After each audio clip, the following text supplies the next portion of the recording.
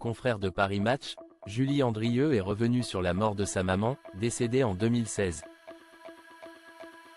Critique et journaliste culinaire reconnue de ses pairs, Julie Andrieux est une femme indépendante et heureuse de l'être. Nos confrères de Paris Match sont allés à sa rencontre, à Rome, pour l'interroger sur sa vie et son quotidien. Au cours de cet entretien, celle qui a été en couple avec Jean-Marie Perrier revient sur son enfance mais aussi sur des moments très durs, comme la mort de sa maman, en 2016.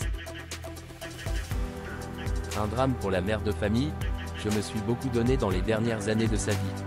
L'équilibre est dur à trouver. Il faut, à la fois, se protéger et être présent, regrette-t-elle. Cette disparition a été un véritable choc pour l'ancienne photographe. Je venais d'avoir ma fille et j'avais un garçon de 3 ans. Il m'était insoutenable de voir souffrir quelqu'un qui avait été tout pour moi, relate-t-elle.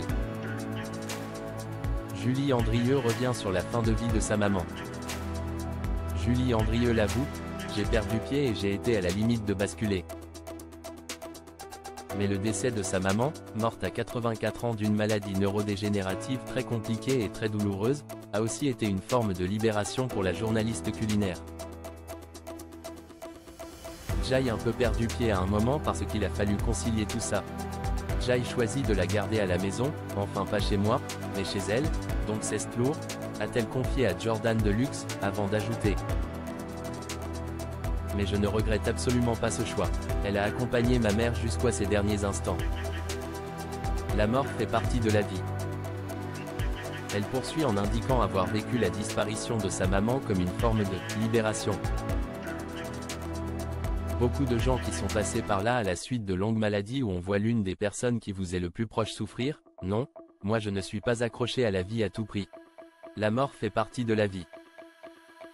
Sa maman avait à la fin de sa vie perdu toute son autonomie. Un crève-cœur pour Julie Andrieux. Je me suis dit que j'avais eu bien raison de ne pas l'avoir mis dans une maison de retraite. Je l'ai fait pendant 2 mois parce qu'il y a un moment, c'est insurmontable, quand on est face au danger, même à la violence, j'ai eu peur pour mes enfants car elle avait perdu la tête.